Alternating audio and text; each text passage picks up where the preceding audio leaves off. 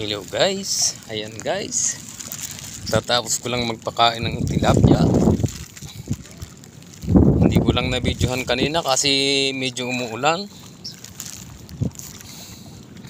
kaya ngayon tumila na, binidyohan ko na sila.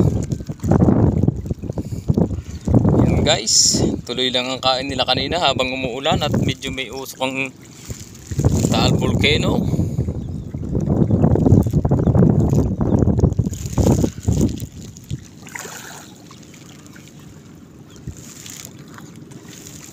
Yan guys, umubos na siya ng 6 na sako sa isang tukaan lang.